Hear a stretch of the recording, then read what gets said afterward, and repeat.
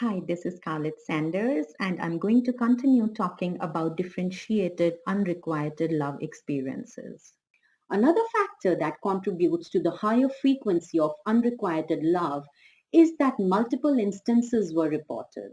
Unrequited love, in terms of general emotional responses, was less intense than equal love.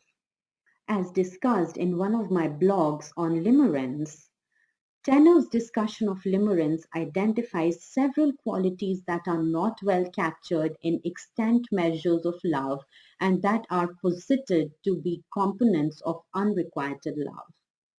For example, her characterization of limerence details an obsessive quality of intrusive thoughts about the love object.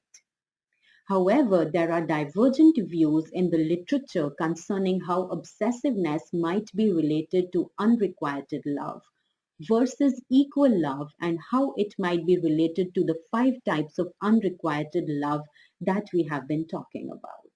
It has been speculated that obsessiveness will be more likely when a person has little real information about the love object.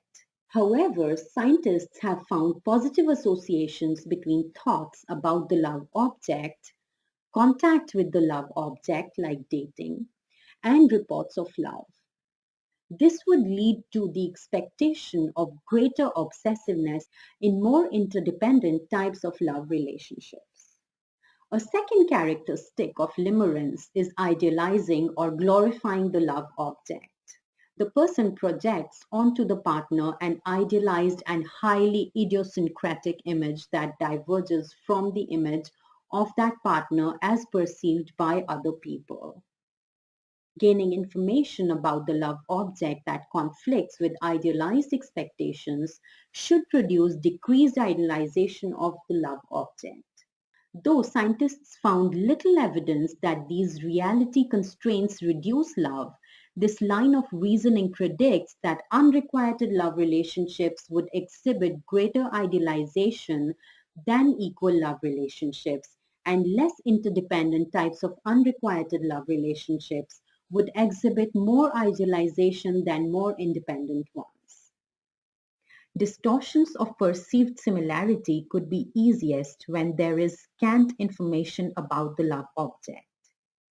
In the absence of accurate information conveyed through first-hand experience and prolonged interactions, the person loving from afar should be able to imagine that the love object constitutes a perfect match. Therefore, as compared to equal love, unrequited love could be fueled by the perception of exaggerated similarity, and less interdependent types of unrequited relationships would be most susceptible to this effect. The perceived knowledge of the love object was predicted to show similar results. I'm going to talk more about this subject in my next post.